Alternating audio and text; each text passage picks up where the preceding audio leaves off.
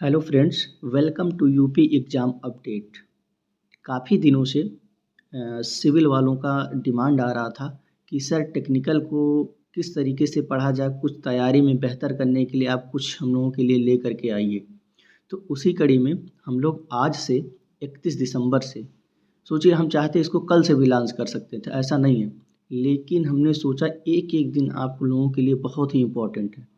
तो उसी को देखते हुए आज से एक्सप्लेनेशन वीडियो हम यूट्यूब पे जो पेड पीडीएफ दी जा रही है ग्रुपों में, तो उसका एक्सप्लेनेशन आपको यूट्यूब पे दिया जाएगा।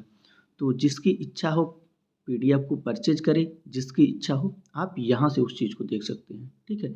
अगर आप लोगों को इतना हमें गारंटी देता हूँ कि UP triple S C JE 2024 उसमें एक सीट पक्का करना हो, तो आप लोग जो नोट्स आप लोगों के पास अवेलेबल हो उसको, और यहाँ पर जो चीज़ प्रोवाइड कराई जा रही है, जो पीडीएफ प्रोवाइड कराई जा रही है या पढ़ाई जा रही है, आप इतना तैयार कर लीजिए, आप लोगों का सिलेक्शन 100% हो जाएगा।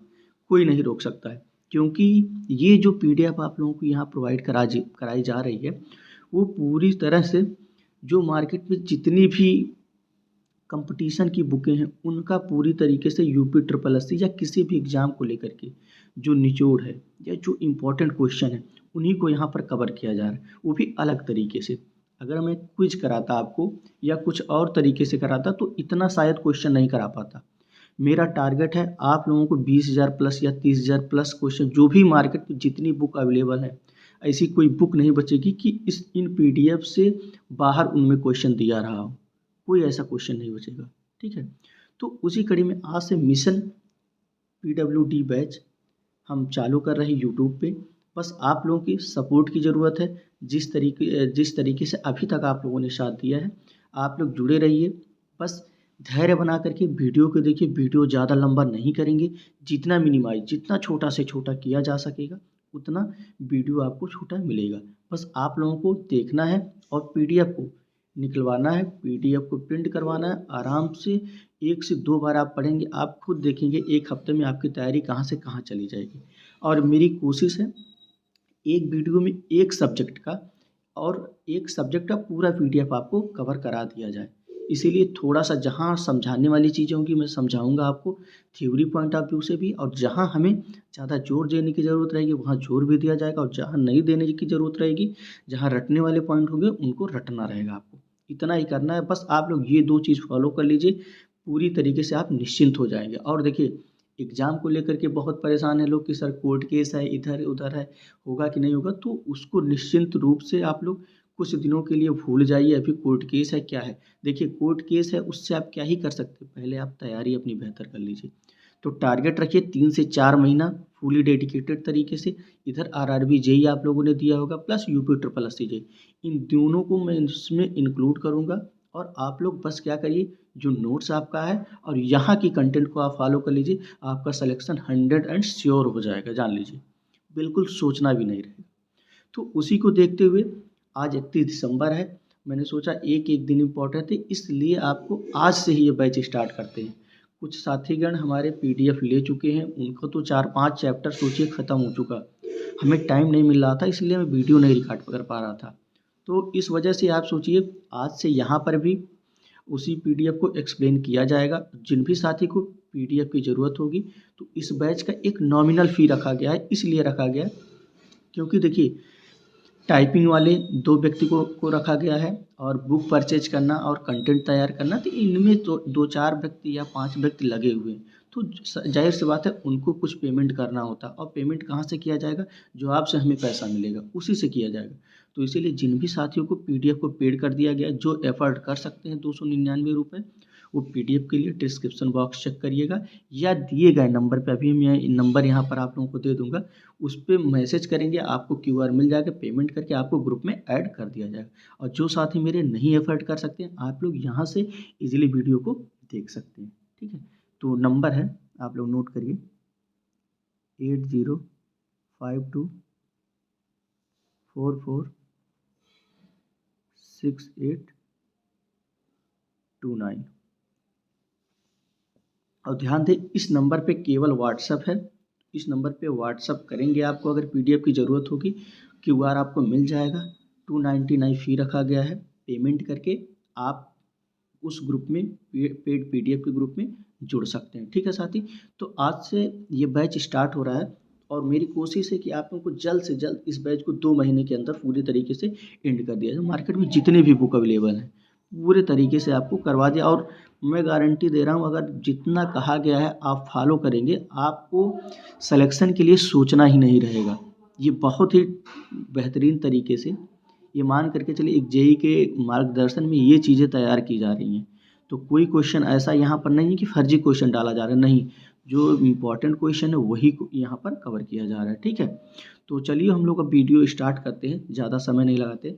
और देखिए यहाँ पर जो भी सब्जेक्ट कवर होंगे वो आपके वेटेज के अनुसार कवर होंगे, क्योंकि UP triple S C JE 2024 में जो सिलेबस है उसमें जैसा वेटेज है उस वेटेज के अकॉर्डिंग यहाँ पर सिलेबस कवर किया जाएगा। तो जैसा कि जानते हैं बिल्डिंग मटेरियल एंड कंस्ट्रक्शन जो है 10 नंबर का है, तो सबसे पहले इसको कवर किया जा रहा है, तो अपने हिसाब से हम कवर करते रहेंगे। और ऐसा नहीं कि यूपी ट्रिपल सी जेई 24 में ही केवल है, नहीं, एसएससी रेलवे जो भी एग्ज़ाम आएंगे आप देखेंगे, जो भी पीएसयू हैं आप एग्ज़ाम देने जाएंगे आपको खुद दिखेगा कि हाँ हमें बहुत ही लाभ हुआ। अब बता तो रहे आप नोट्स प्लस ये चीज़ें फॉलो करिए, आपको कहीं से कोई दिक्कत होने वाली नहीं है। चलिए हम लोग वीडियो स्टार्ट करते हैं।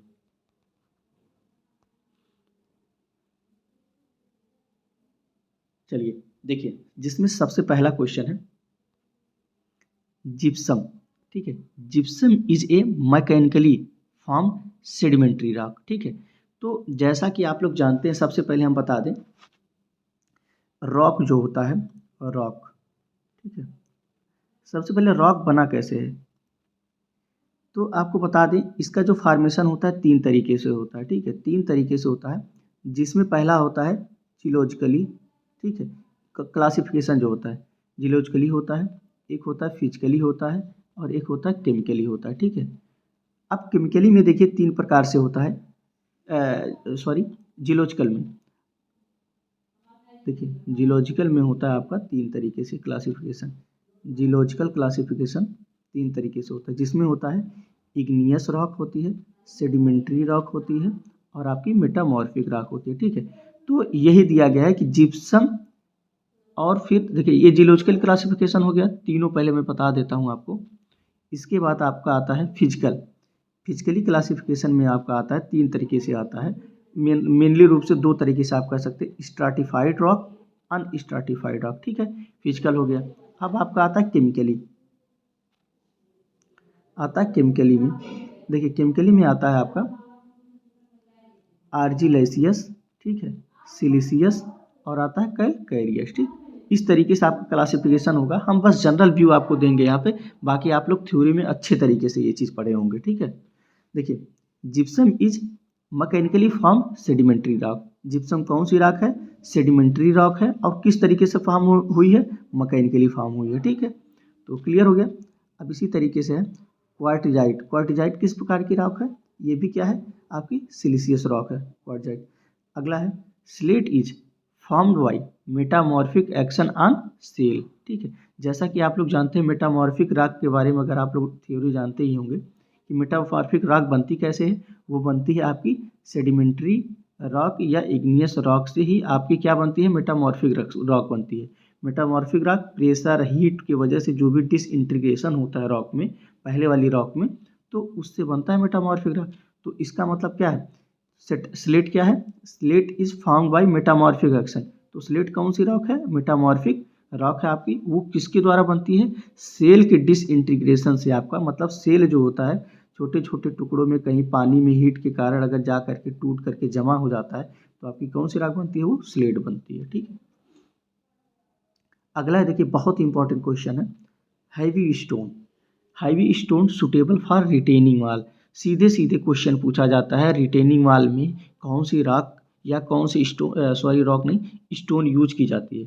तो रिटेनिंग वॉल में हैवी स्टोन यूज की जाती है, हैवी स्टोन या लाइट स्टोन। ठीक है, 2 प्रकार की स्टोन अगर आप जनरली क्लासीफाई करेंगे तो होती है, हैवी होती है या लाइट होती है। तो रिटेनिंग वाले में किस टाइप की स्टोन यूज की जाती है, हैवी स्टोन यूज की जाती है। और कहीं कहीं सॉरी अगर हम मैं गलती से राख निकल जा रहा है मेरे ज़बान से, तो आप लोग देखिए कि यहाँ पर लिखा हुआ है, तो कभी कभी होता है ना आदमी की थोड़ा सा दिमाग में कुछ और चलती हैं चीज़ें और पढ़ाता कुछ और है, तो कभी कभी एक आध बार निकल जाता है समझाने के चक्कर में। तो आप लोग जो यहाँ पर चीज़ें लिखी गई हैं, आप लोग उसको थोड़ा सा ध्यान दीजिएगा, ठीक है।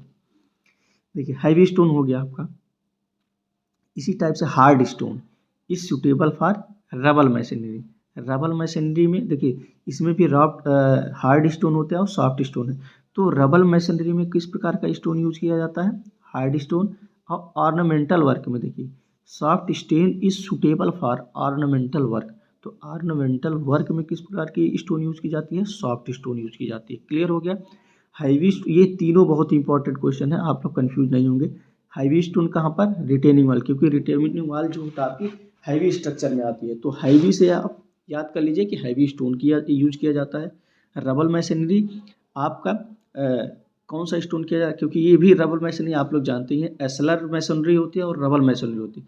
तो एस्लर जो मशीनरी होती है वो मतलब एक प्रॉपर वे में डिजाइन की जाती है, मतलब मशीनरी की जाती है, मतलब उबड़ खाबड़ नहीं होता, एक प्रॉपर वे में प्लेन रूप से सरफेस होता है, तो वो उसको एस्लर मशीनरी बोला जाता है। और रबल मशीनरी जो बोला जाता है वो जिग जैग या मतलब उबड़ खाबड़ थोड़ा सा अच्छी मशीनरी नहीं होती है, तो इसलिए या भारी भरकम आप एक तरीके से समझाने के लिए हम बोल रहे हैं। तो रबल मशीनरी में इस वजह से हार्ड स्टोन यूज़ की जाती है, क्योंकि लोड ज़्यादा आता है, या जो भी तरीके से आप समझ लीजिए, ठीक। इसके बाद है सॉफ्ट स्टोन कहाँ पर यूज किया जाता है, ऑर्नामेंटल वर्क में, ठीक है। और मतलब ऑर्नामेंटल मतलब ये आप कह सकते हैं डिजाइन के डिजाइन में देखने में अच्छी लगे या सजावटी चीज़ों में सॉफ्ट स्टोन का यूज किया जाता है, क्योंकि उन पे क्या होता है ना, आपको डिजाइन बनाना इजी हो जाता है, ठीक है। तो डिजाइन बनाना इजी हो जाए, क्योंकि हार्ड स्टोन रहेगा तो उसमें जल्दी डिजाइन नहीं बनेगी। तो सॉफ्ट स्टोन रहेगा उसमें हम लोग इजीली डिजाइन काम या कुछ भी अट्रैक्टिव पर्पज से हम कुछ भी उसमें डिजाइन कर सकते हैं। तो इसलिए सॉफ्ट स्टोन ऑर्नामेंटल वर्क में, हार्ड स्टोन रबल मशीनरी में यूज किया जाता है, ठीक। इसके बाद आता है quartzite. Quartzite has most weather resisting characteristic.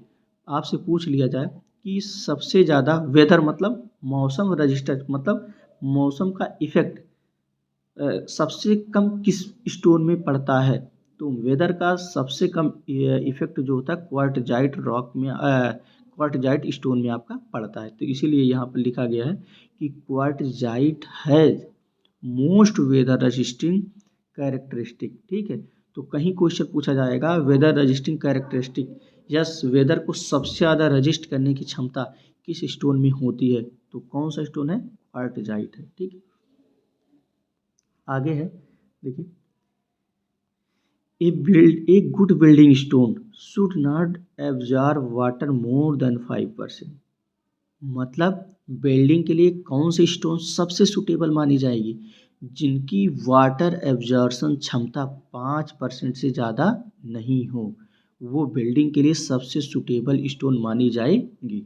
तो एक गुड स्टोन या good building stone should not absorb water more then 5%। मतलब बिल्डिंग के लिए जो भी स्टोन की ज़रूरत है या जो भी आपको बिल्डिंग में स्टोन यूज किया जाएगा उसकी वाटर एब्जॉर्प्शन क्षमता 5% से ज़्यादा नहीं होनी चाहिए।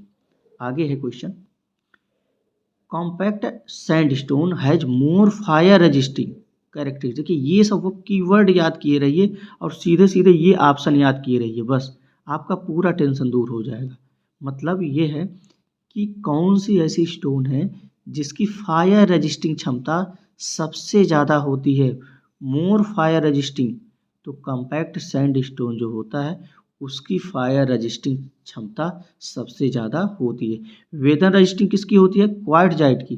फायर रजिस्टिंग किसकी होती है, कॉम्पैक्ट सैंड स्टोन की, ठीक है। अब आगे है देखिए, wet test is conducted on a stone used in docks and harbour, ठीक है। डॉक्स एंड हार्बर में जो भी स्टोन यूज की जाती है उनके लिए कौन सा टेस्ट किया जाता है, वेट टेस्ट किया जाता है, ठीक है। वेट टेस्ट, वेट टेस्ट के बारे में आप लोग थ्योरी के क्लासेस में आपके कोचिंगों के द्वारा या अपने नोट्स में आप लोग लिखे होंगे, पढ़ाया गया होगा, तो आप लोग वहाँ से एक बार जरूर रिवाइज कर लीजिएगा कि वेट टेस्ट होता क्या है। अगर मान लीजिए खुदा न खास्ता आपको पढ़ाया नहीं गया हो वेट टेस्ट के बारे में तो आप लोग एक बार गूगल करिएगा, आपको मिल जाएगा। और बहुत ज़्यादा हम डिस्क्रिप्शन में आप लोगों को यहाँ इसलिए नहीं जा सकते हैं क्योंकि वीडियो भी लंबी होगी और कम समय में हमें एक सब्जेक्ट पूरा कवर करना रहेगा ओवरव्यू के रूप में, ठीक है। देखिए अगला है, granite stone is best suited for construction of pier and abutment, ठीक है। पियर और एब्यूटमेंट में सबसे सूटेड मतलब सबसे सूटेबल कौन सी रॉक कंस्ट्रक्शन में यूज होती है या अच्छी मानी जाएगी पियर एंड एब्यूटमेंट्स में, तो ग्रेनाइट स्टोन सबसे ही बेहतरीन या सबसे बेस्ट जो है ग्रेनाइट स्टोन है किसमें, पियर एंड एब्यूटमेंट में। तो इसमें देखिए दो ही वर्ड आपको याद करना है केवल, पियर एंड एब्यूटमेंट। पियर और एब्यूटमेंट में किस टाइप की स्टोन, ग्रेनाइट स्टोन, बस खत्म बवाल। कहीं भी ऑप्शन में आपको दिखे या 4 ऑप्शन बना के दे दे ग्रेनाइट स्टोन कहाँ पर यूज की जाती है, पियर एंड एब्यूटमेंट, कॉलम एंड बीम, ऐसे ऐसे स्लैब या 4-5 ऑप्शन ऐसे कोई भी जनरली दे दे तो आपको याद रखना है पियर एंड एब्यूटमेंट में कौन सी स्टोन सूटेड होती है कंस्ट्रक्शन में, सबसे बेस्ट ग्रेनाइट स्टोन होती है, ठीक। अगला क्वेश्चन है, crushing strength of good building stone should be more than 100 mega pascal. मतलब जो बिल्डिंग में आपकी स्टोन यूज की जाती है उनकी क्रशिंग स्ट्रेंथ, आप लोग पढ़े ही होंगे स्टोन के कई टेस्ट होते हैं, स्टोन के 5 टेस्ट हैं, पांचों टेस्ट आप लोग देखिए। ये क्लास वन लाइनर क्लास करने का यही फ़ायदा है। आप लोग क्या करिए, बिल्डिंग मटेरियल का नोट्स या जो भी बुक है आप लोग अपने बगल में रखिए, यहाँ से पीडीएफ को प्रिंट करा कर आप पीडीएफ से पढ़िए या एक बार ज़रूर वीडियो की वीडियो वॉच एक बार ज़रूर आप लोग करिए। क्यों, क्योंकि हमें पता है कहाँ पर आपको ज़्यादा पढ़ने की ज़रूरत है या कहाँ आप भूल सकते हैं, उस चीज़ को मैं वीडियो में कवर कर दूंगा। तो वीडियो में वो चीज़ कवर हो जाएगा तो आप लोग जहाँ पर मैं बताऊँ जो चीज़ पढ़ने की ज़रूरत हो तुरंत आप लोग नोट्स खोल करके उस चीज़ को वहीं तुरंत एक बार पढ़ लीजिए।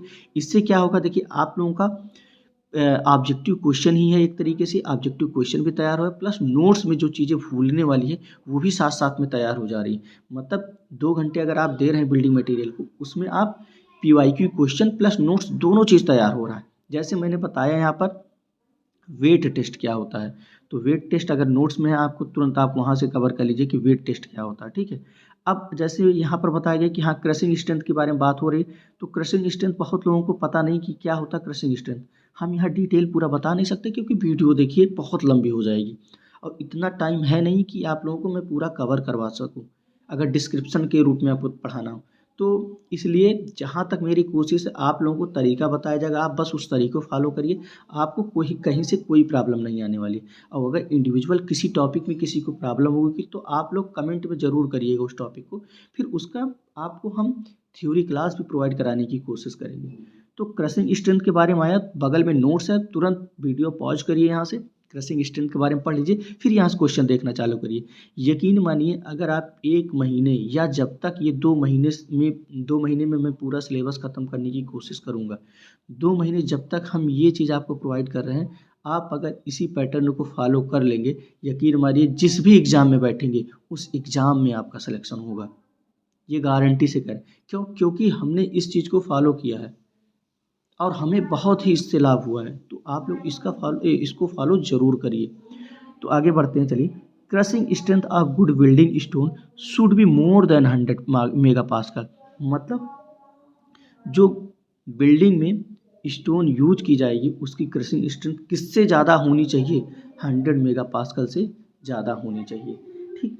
अगला है specific gravity of most of the building stone lies between 2.5 से 3, मतलब 2.3 से 3 के बीच स्पेसिफिक ग्रेविटी जो होता है, स्पेसिफिक ग्रेविटी जो बिल्डिंग में स्टोन यूज की जाएगी वो किसके किसके बीच रहेगी, 2.5 से 3 के बीच में रहती है। ये क्वेश्चन बहुत ही पूछा जाता है एग्जाम में। आप लोग जानते ही होंगे स्पेसिफिक ग्रेविटी क्या होती है, यूनिट लेस होती है जिसका कोई यूनिट नहीं होता है। चलिए,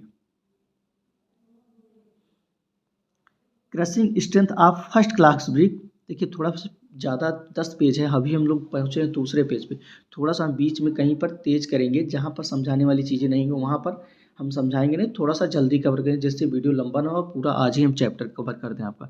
तो crushing strength of the first class brick not less than 10.5 Newton पर mm स्क्वायर, ठीक है।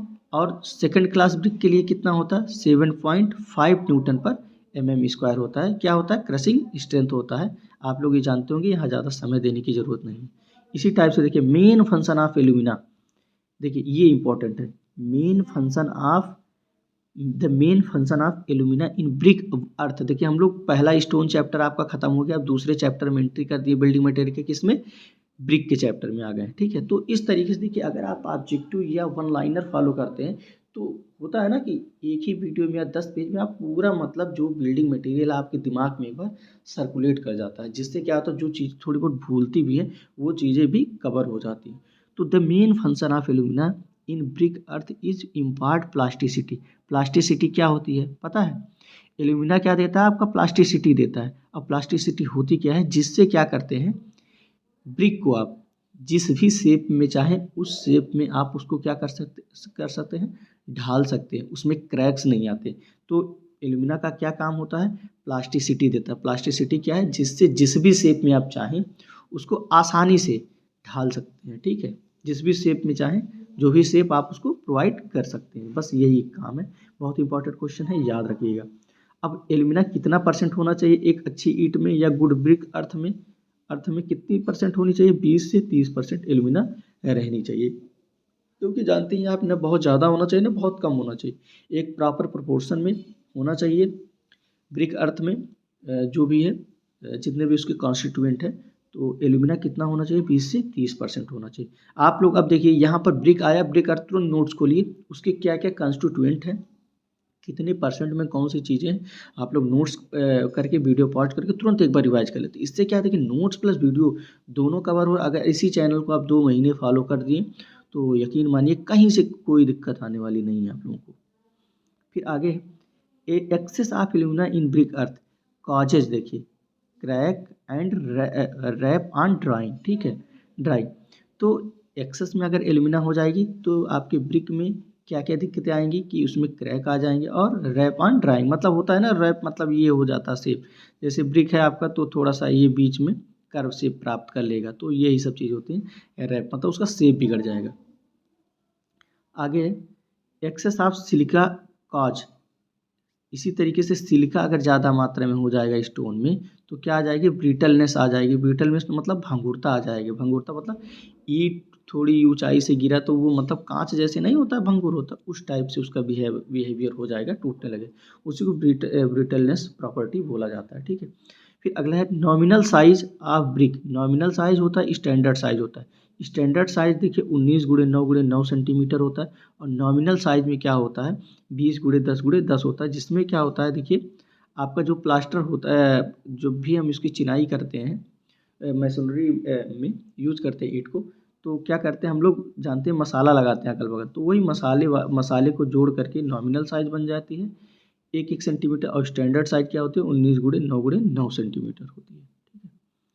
अब देखिए सिलिका कितना परसेंट होता है ब्रिक अर्थ में, 50 से 60% होता है, और एल्यूमिना कितना होता है, 20 से 30% होता है। अब देखिए silica makes the brick to retain the shape, ठीक है। शेप को रिटेन करने में किसका सबसे महत्वपूर्ण योगदान होता है, देखिए एल्यूमिना क्या करता है, आप जिस भी शेप में चाहेंगे उस शेप में आप ढाल देंगे, लेकिन उस शेप को रिटेन कौन करेगा, वो आपका करेगा, सिलिका करेगा। तो यही चीज़ है, आप लोग फर्क समझिएगा। Silica makes the brick to retain the shape, मतलब जो भी शेप में ढाला जाएगा उस शेप को बनाए रखेगा या रिटेन करेगा, वो कौन करेगा, सिलिका करेगा, ठीक। आगे है नीडिंग। नीडिंग क्या होती है, the process of mixing the clay water and other ingredient card kneading. मतलब ब्रिक अर्थ का जो ईंट बनाते हैं, कई कंस्टिट्यूएंट लेते हैं उनको आपस में मिक्स करके, ठीक है, एकदम मिक्स कर दिया जाए, जिससे एक सुघट्य क्या होता है कंटेंट तैयार हो जाए, तो उसी को क्या बोला जाता है, इसी मिक्स करने को, आपस में मिलाने को क्या बोला जाता है, नीडिंग बोला जाता है, आपका नीडिंग, ठीक। आगे बढ़ते हैं, देखिए 60 to 7% turnover in clamp burning, whereas 80 to 90% turnover in kiln burning, ठीक है। मतलब आप लोग जानते हैं कि ईंट को बनाने के बाद पहले कच्ची ईंटें होती हैं, कच्ची ईंटों को क्या किया जाता है, या तो क्लैंप में बर्न किया जाता है, या तो देखिए दो टाइप हैं यहाँ, देखिए क्लैंप बर्निंग होती है, एक किल्न बर्निंग होती है। किल्न मतलब भट्ठी, भट्टे आप भट्ठे जानते होंगे, आप लोग देखे होंगे सामने। तो दो टाइप से बर्निंग होती है। तो यहाँ पर ये क्वेश्चन का मतलब ये है कि क्लैंप में अगर बर्न किया जाए, ईंट को पकाया जाए, बर्न मतलब पकाया जाए, ईंट को पक्की ईंट बनाया जाए, या फिर क्लैंप में बर्न किया जाए, या किल्न मतलब भट्ठे में पकाया जाए। तो अगर भट्ठे में पकाया जा रहा है तो अच्छी ईंटें कितनी परसेंट हमें मिलती है, 80 से 90% मिलती है, ठीक है। और क्लैंप बर्निंग में 60 से 70% जो है हमें ईंटें मिलती हैं अच्छी। या आप इस तरीके से कह सकते हैं कि 60 से 70% ईंटें हमें बर्निंग में वहाँ पर मिल जाती हैं कि हाँ ये ईंटें इतना पक गई हैं, और बाकी किल्न बर्निंग में 80 से 90%। अब देखिए pug mill use for preparation of clay, मतलब ब्रिक अर्थ बनाने में पग मील का कहाँ पर यूज़ किया जाता है, जो भी ईंटें बनाई जाती है उनकी मिट्टी को तैयार करने में पग मील का यूज़ किया जाता है। पग मील का डायमेंशन आप लोग जरूर याद कर लीजिए, इसके एक बार डिटेलिंग के बारे में जरूर पढ़ लीजिए, क्योंकि मशीन के बारे में पूछा जाता है कभी कभी। अब देखिए refractory brick used in combustion chamber, बहुत ही इंपॉर्टेंट क्वेश्चन है। आप लोग रिफैक्ट्री ब्रिक के बारे में अच्छे तरीके से पढ़े होंगे, थ्योरी में पढ़े होंगे, नहीं पढ़े होंगे तो आप लोग फिर से नोट्स खोलिएगा, बुक खोलिएगा, आप लोग पढ़ लीजिए। यहाँ समय इतना नहीं है, अन्यथा हम बता देते हैं आप लोगों को। तो रिफैक्ट्री ब्रिक जो होता है कहाँ पर यूज की जाती है, कंबस्टन चैम्बर जो होती है, मतलब जहाँ बहुत ज़्यादा हीट जनरेट होती हो, क्योंकि ईंट की जो फायर रजिस्टिंग क्षमता होती है वो सबसे ज़्यादा होती है, ये मान करके चलिए स्टोन से भी ज़्यादा होती है, ठीक है। तो अगर अब वहाँ पर ऐसा नहीं है कि किसी प्रकार से भी ब्रिक है वो उसकी फायर रजिस्टिंग क्षमता उतनी ही ज़्यादा होती, नहीं होता है ना। स्पेशल वर्क के लिए स्पेशल चीज़ जो स्पेशल चीज़ों के द्वारा कुछ चीज़ें बनाई जाती हैं, तो ये तो ब्रिक है नो डाउट, लेकिन ऐसा नहीं ये नॉर्मल ब्रिक है जो हम लोग घरों में यूज करते, नहीं।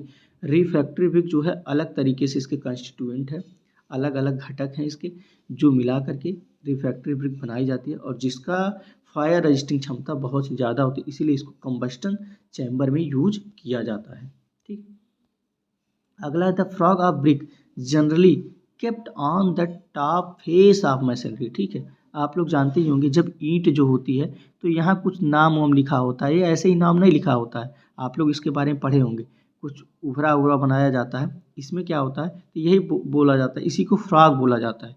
जो यहाँ पर उभरा पार्ट होता है, जैसे ब्रिक का हम टॉप सरफेस ये बनाए हैं, ये ब्रिक का टॉप सरफेस है, ठीक है। तो इसमें आप लोग जानते हैं नाम लिखा रहता है, कुछ इधर उधर ऐसे चीज़ें मेंशन होती है, तो यही इसी को फ्रॉग बोला जाता है। तो फ्रॉग जो बोला जाता है इसी को, तो जब हम लोग मशीनरी में यूज करते हैं ईंट को, इस फ्रॉग को क्या करते हैं हम लोग ऊपर, सबसे ऊपर, ये देखिए चिनाई हुई है, ऐसे ऐसे चिनाई होती है जो आप लोग जानते हैं, अब यहाँ पर फ्रॉग बने होते हैं, तो इसको टॉप सरफेस पे रखते हैं, मतलब ऊपर की तरफ रखते हैं। क्यों रखते हैं, इसी में जब हम लोग मसाला ऐसे ऐसे भर देंगे तो इसके ऊपर वाली जब रद्दा रहेगा, या कोर्स रद्दे को क्या बोला जाता है, कोर्स बोला जाता है। तो जब अगले रद्दे की चिनाई होगी, तो जब उसका मतलब पीठ वाला हिस्सा इस ईंट पे रखा जाएगा, तो एक दूसरे पे दोनों बांड अच्छे तरीके से बना लेंगे, ठीक है।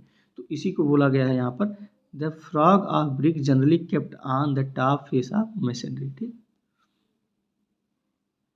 अब देखिए आप अब देख ऑब्जेक्टिव से यही सबसे बेस्ट फायदा। अब देखिए दो चैप्टर आपका कंप्लीट हो गया, स्टोन ब्रिक। अब हम लोग कहाँ पर आ गए, वुड पे, मतलब लकड़ी पे आप लोग आ गए, या टिम्बर पे आ गए, टिम्बर चैप्टर है, टिम्बर पे आ गए, ठीक। तो ये इम्पॉर्टेंट है आपके इस तरीके की वीडियो से पढ़ने से। तो थोड़ा सा वीडियो लंबा हो रहा है, अगर आप लोग कहेंगे इस पर कमेंट करिएगा, जो भी हमें सुधार करना होगा कमेंट बॉक्स में ज़रूर आप लोग सुधार के लिए बोलिएगा, या कैसे करें। थोड़ा सा वीडियो अगर लंबा होगा तो दो पार्ट में हम करें, या एक ही वीडियो में जल्द से जल्द वीडियो कवर करने के लिए, आपका सिलेबस कवर करने के लिए एक ही वीडियो में कवर करें, ठीक है। तो पिथ एनुलर रिंग्स, देखिए सबसे पहले हम लोग जानते ही हैं कि जब आपका टिम्बर जो होता है, अगर उसका हम क्रॉस सेक्शन देखते हैं, क्रॉस सेक्शन देखें तो सबसे अंदर क्या होता है, पिथ होता है, ठीक है।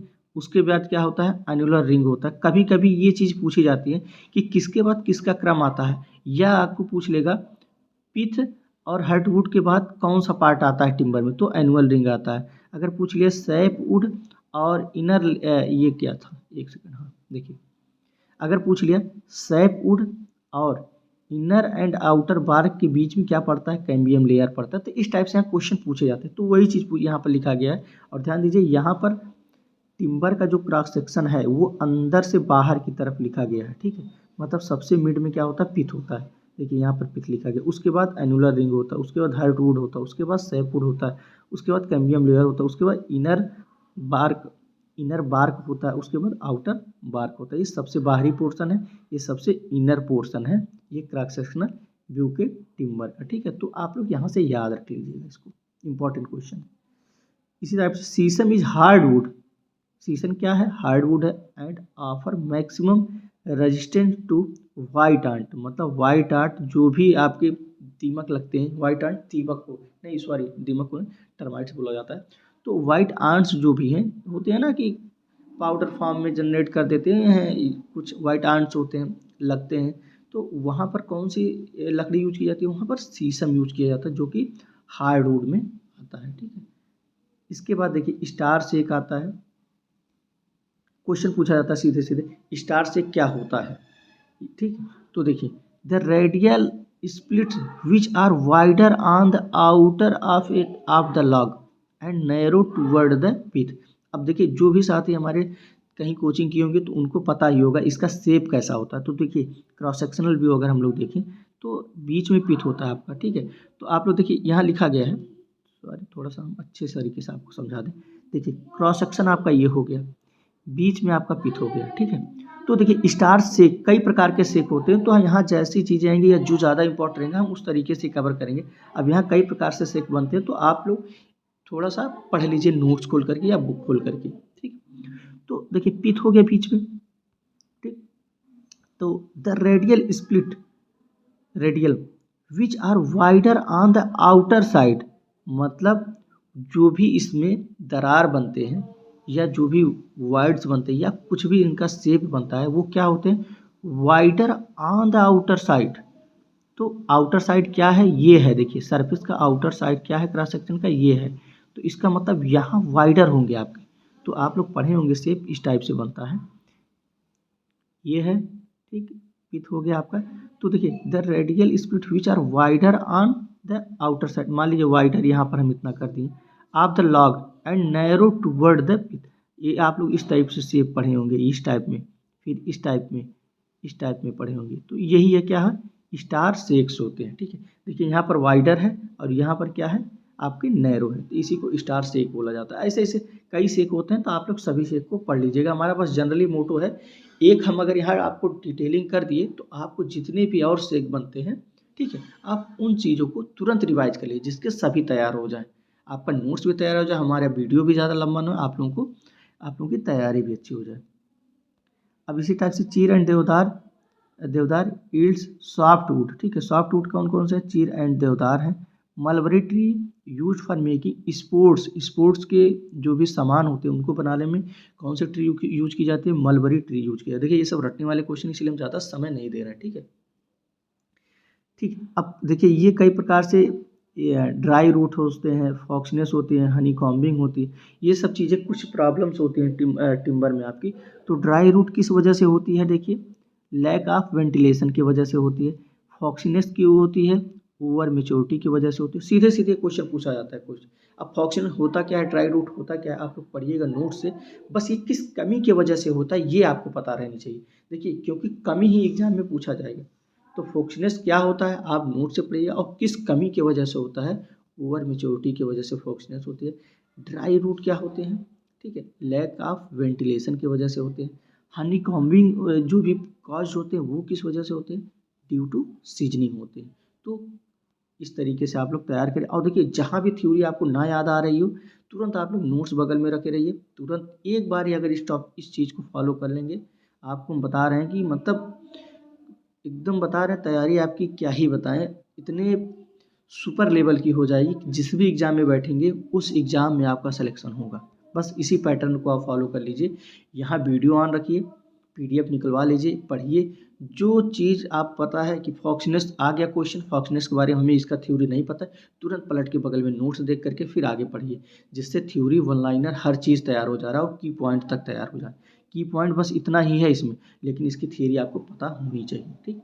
Strength of the timber is maximum in the parallel direction, ठीक है। तो strength of timber is maximum in the parallel direction.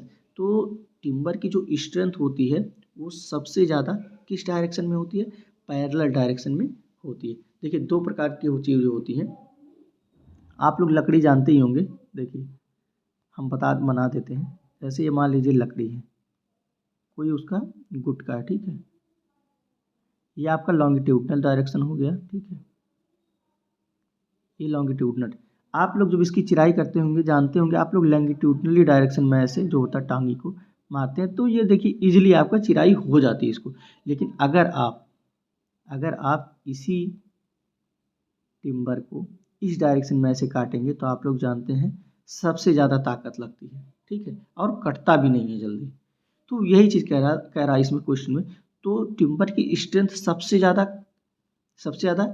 किस डायरेक्शन में होती है, तो ये देखिए आपके सिंपल सी बात, ऐसे ऐसे अगर काटेंगे तो ये कौन सा डायरेक्शन होगा, पैरेलल डायरेक्शन होगा ना।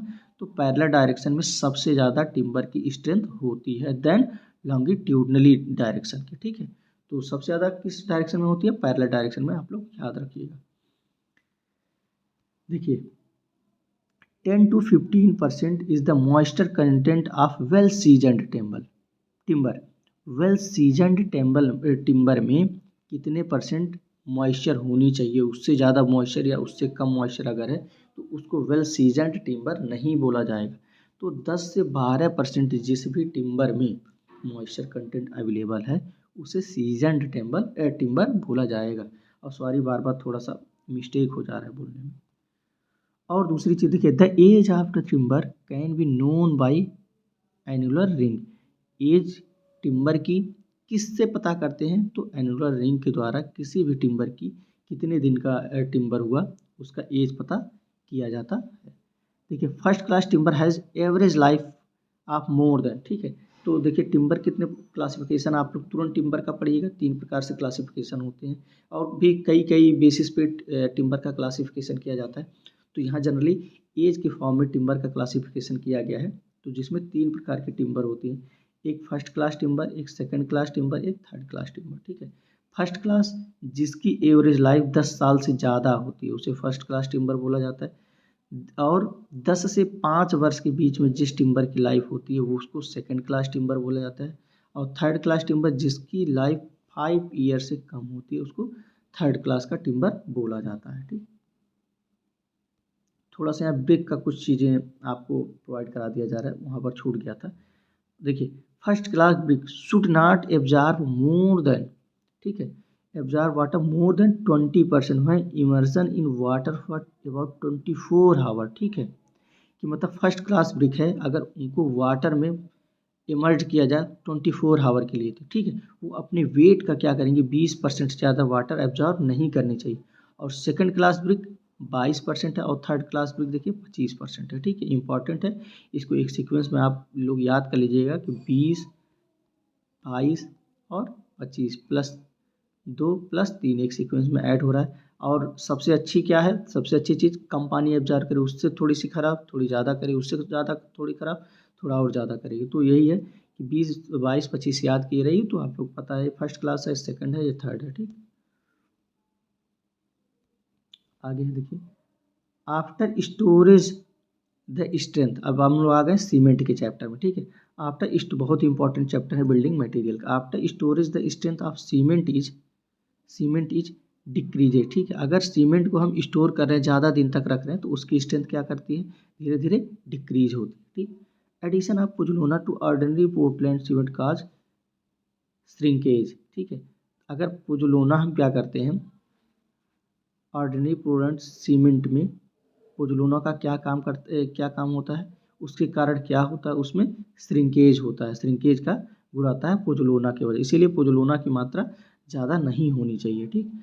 इस और आगे है gypsum consist of CaSO4 and H2O।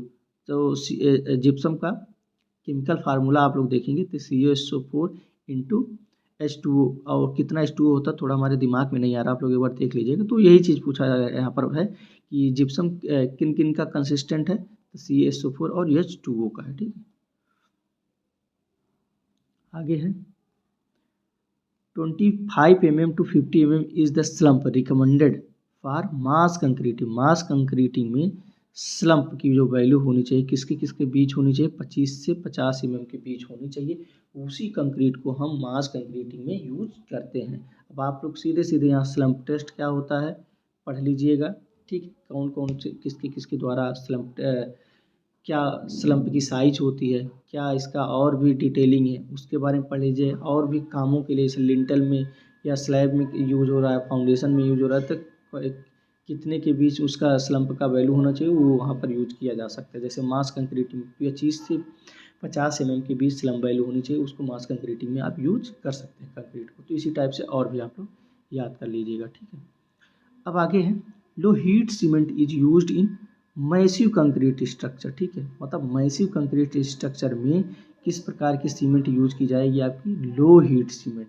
क्योंकि जानते हैं कि मैसिव मतलब मास में कंक्रीटिंग, कोई भी बड़ा स्ट्रक्चर बन रहा है, रिटेनिंग वाल बन रहा है या डैम बन रहा है आपका कंक्रीट का, ठीक है, वहाँ पर हैवी मात्रा में, ज़्यादा मात्रा में मास में कंक्रीट यूज की जाती है। तो अगर सोचिए लो हीट नहीं यहाँ पर अगर किया जाएगा जनरेट, तो लो हीट सीमेंट का यूज़ नहीं किया जाएगा तो वहाँ बहुत ज़्यादा हीट जनरेट होगी, ठीक है, जिससे आपका स्ट्रक्चर में प्रॉब्लम होगी। तो इसीलिए वहाँ पर क्या किया जाएगा, लो हीट सीमेंट यूज किया जाता है, ठीक। अब कैल्शियम क्लोराइड, इसका फार्मूला CaCl2, ठीक है, is the common admixture to accelerate the initial setting time. मतलब होता है ना कि कहते हैं हम लोग कि भाई मसाला देखिए जल्दी 30 मिनट जल्दी यूज करिए नहीं तो जम जाएगा। हम लोग बोला जाता है जनरली भाषा में, आप लोग कंस्ट्रक्शन जहाँ भी होता है तो जनरल भाषा में अगर कंस्ट्रक्शन हो रहा है तो कि भाई यहाँ जल्दी जमने से रोकने के लिए तो जल्दी से इसको यूज कर लीजिए, नहीं ज़्यादा समय के बाद क्या होगा मसाला जम जाएगा।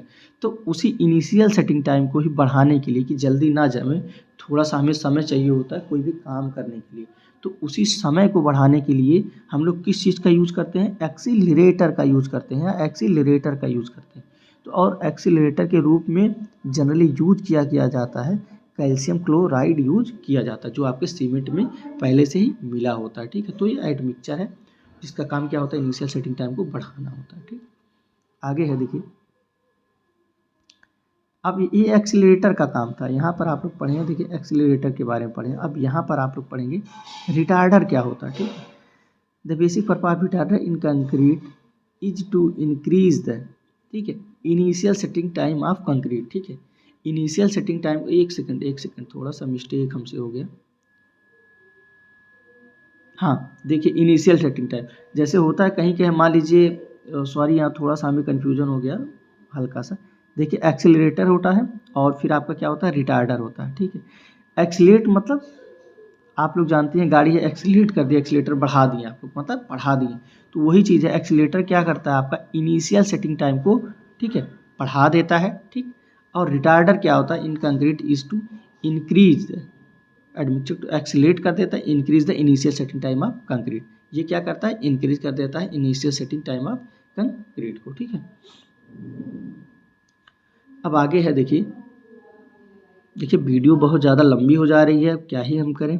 आज तो अभी कितना 4 5 6 वो बचा हुआ है। देखिए आज हम लोग वीडियो यहीं तक रखते हैं, अभी देखिए काफ़ी बचा हुआ है, थोड़ा सा समझाने में समय कैसे बीत गया हमको पता नहीं चल पाया। देखिए अभी काफ़ी पीडीएफ बची हुई है, तो आज हम लोग इतना ही रखते हैं, 2 वीडियो में कवर करते हैं। थोड़ा 40-45 मिनट का वीडियो हो गया तो आज एक दिन में देखिए इफेक्टिव भी नहीं रहेगा और हमें भी थकान सी होने लगी है, ठीक है साथियों। तो आज हम लोग वीडियो इतना ही रखते हैं, कल एक वीडियो में पूरा बिल्डिंग मटेरियल एक बुक का पूरी तरीके से ख़त्म हो जाएगा, ठीक है। और जिन भी साथी को पीडीएफ की ज़रूरत होगी तो आप लोग जो ऊपर नंबर दिया गया है, एक बार और नंबर दे दिया जा रहा है 80526829, इस नंबर पे मैसेज करेंगे, आपको क्यूआर मिल जाएगा। 299 रुपये इसकी फ़ी रखी गई है पीडीएफ की, जिसमें जितनी भी बुक है, 5 बुक की पीडीएफ या 5 बुक हम कवर करने वाले, इसमें जितनी भी पीडीएफ है इसी 299 में आपको प्रोवाइड कराई जाएगी। इससे एक्स्ट्रा 1 रुपये भी आपका चार्ज नहीं लिया जाएगा, ठीक है। तो जिनको भी ज़रूरत होगा आप लोग मैसेज करिएगा, आपको क्यूआर मिल जाएगा, पेमेंट करके ग्रुप में ऐड कर दिया जाएगा। और जो भी साथी नहीं एफर्ट कर सकते हैं, देखिए आप ही को लोगों के लिए यहाँ पर यूट्यूब पे लाया गया है, आप लोग वीडियो वॉच करिए, जो भी स्ट्रेटजी बनाएगी आप लोग एक बार पूरा ध्यान से 1-1 मिनट का वीडियो 1-1 सेकंड का देखिए, उस स्ट्रेटजी को फॉलो करें, निश्चित ही आपको बहुत ही फ़ायदा होगा। और जो भी साथी चैनल पे नए हैं हमारे, अभी तक सब्सक्राइब नहीं किए हैं, तो टेक्निकल वालों तो ज़्यादा से ज़्यादा शेयर करिए आप लोग, क्योंकि देखिए जितना ही ज़्यादा लोग अगर शेयर होगा, जितने ही ज़्यादा लोग देखेंगे, हमें मोटिवेशन मिलेगा, तो हम और बेस्ट से बेस्ट कोशिश करेंगे आप लोगों के लिए। ठीक है साथी, तो चलिए हम लोग आज के लिए बस इतना ही। और सभी लोगों को, आज 31 दिसंबर है, 2024 है, जो भी जिसके अंदर जो भी कमियां थी अभी तक का, तो आज ऐसा करिए, नहाइए धोइए, पूजा पाठ करिए और एक अपने अंदर डेडिकेशन बनाइए कि जो भी मेरे अंदर कमियां थी, आज 31 दिसंबर 2024 है, आज से मैं अपनी सारी कमियों को दूर करके नए साल का प्रवेश हो रहा है, नए साल में एंट्री करेंगे। जो भी हमसे किसी को हर्ट हुआ हो या कोई भी दिक्कत हुआ हो या कोई भी मेरे अंदर कमी रही हो या पेशेंस की कमी रही हो या हम अपने पढ़ाई को एक स्ट्रेटजिक वे में नहीं कर पा रहे थे, वो सब कमियां थी, तो आज से एक नई शुरुआत। आज जो भी चीज़ें बीत चुकी हैं उनको छोड़िए और एक बार फिर से, जब तक आपको अपना लक्ष्य ना मिले या आपको आपसे किसी को प्रॉब्लम भी हो रही हो, तो उन चीज़ों को, हर चीज़ों को छोड़ करके नए साल में नई शुरुआत करिए। हमारे तरफ से ढेर सारी शुभकामनाएं। और नए साल में एक बार फिर से हम लोग आप लोगों से रूबरू होंगे, पूरी टीम के साथ देखेंगे, या आज ही शाम को आप लोगों से नए साल में एक बार फिर से मुलाकात होगी। इसीलिए चैनल को ज़्यादा से ज़्यादा शेयर करिए और जो भी साथी वीडियो को व्यू करें, आप लोग एक बार चैनल को सब्सक्राइब और शेयर ज़रूर करिए, क्योंकि जितना ही आप लोगों का साथ हमें मिलेगा उतना ही हमें अच्छा लगे, हम ज़्यादा से ज़्यादा अच्छी चीज़ें करने की कोशिश करेंगे। ठीक है, बहुत बहुत धन्यवाद।